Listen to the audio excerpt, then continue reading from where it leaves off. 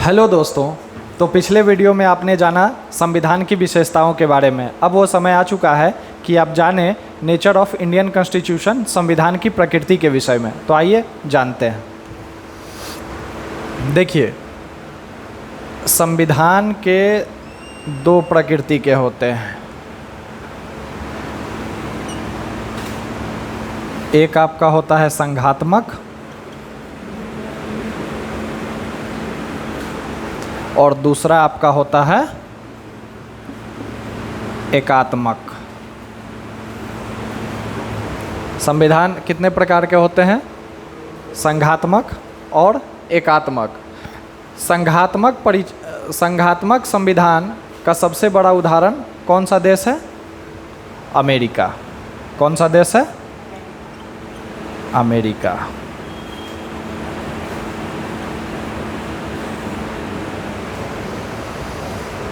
अब प्रश्न ये उठता है कि संघात्मक संविधान कहते किसको हैं और एकात्मक संविधान कहते किसको हैं। कभी भी किसी भी चीज़ को यह जानने के लिए कि वो संघात्मक है या एकात्मक है, सबसे पहले हमको संघात्मक की परिभाषा जाननी पड़ेगी और एकात्मक की परिभाषा जाननी पड़ेगी। संघात्मक की विशेषता जाननी पड़ेगी, एकात्मक की विशेषता जाननी पड़ेगी। आइए, संघात्मक संविधान एक ऐसा संविधान, आप लोग इसको चाहें तो लिख भी सकते हैं अपने कॉपी में।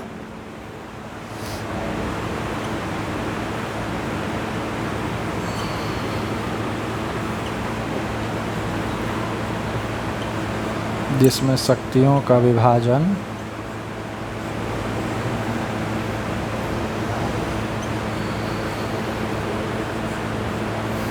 संघ और उनकी इकाइयों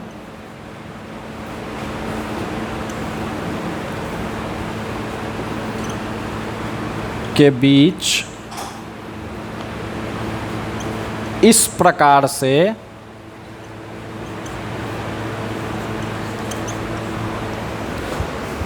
इस प्रकार से किया गया हो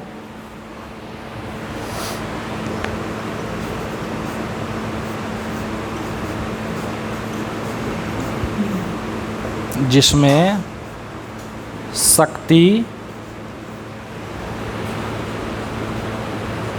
दोनों सरकारों का यहाँ अर्थ है संघ की सरकार, मतलब यूनियन गवर्नमेंट, और सेंट्रल गवर्नमेंट और उनकी इकाई, उनका यूनिट मतलब राज्य में। तो जिसमें शक्ति दोनों सरकारों में विभाजित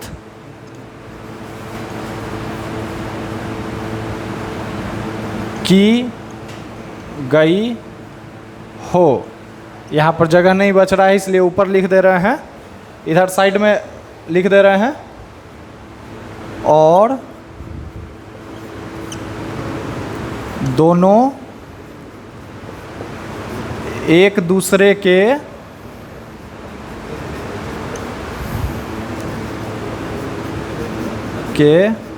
सहयोगी हों, ना कि एक दूसरे के अधीन हो। क्या है? एक दूसरे के अधीन हो। तो संघात्मक संविधान के विषय में आपने जाना कि एक ऐसा संविधान जिसमें शक्ति का विभाजन संघ और उनकी इकाइयों में इस प्रकार से किया गया हो जिसमें कि वो एक दूसरे से विभाजन हो। पहली बात कि शक्ति का विभाजन हो, दोनों अपने अपने क्षेत्र में स्वतंत्र हों और कोई किसी के अधीन ना हो। ये हुआ संघात्मक संविधान। अब आइए एकात्मक की तरफ।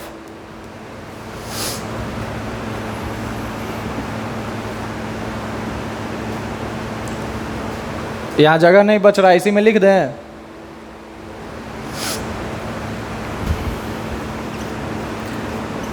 ऐसा संविधान जिसकी शक्ति एक ही सरकार में निहित हो। एक ही सरकार में जिसकी शक्ति निहित हो, यहाँ पे शक्ति का बंटवारा ना हो, जहाँ पे शक्ति का बंटवारा ना हो, जहाँ पे एक ही गवर्नमेंट के पास पावर हो, एक ही संघ के ही पास पावर हो, जो मेन शीर्ष केंद्र में बैठे हैं सिर्फ उन्हीं के पास पावर हो। अब आइए, थोड़ा मिटाने वाला दीजिए तो।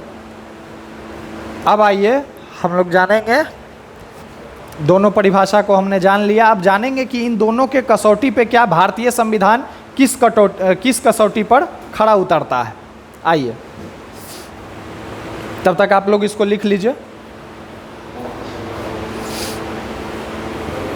शक्तियों का विभाजन संघ और उनकी इकाइयों के बीच इस प्रकार से किया गया हो जिसमें शक्ति दोनों सरकार में विभाजित की गई हो और दोनों एक दूसरे के सहयोगी हों, ना कि एक दूसरे के अधीन हों।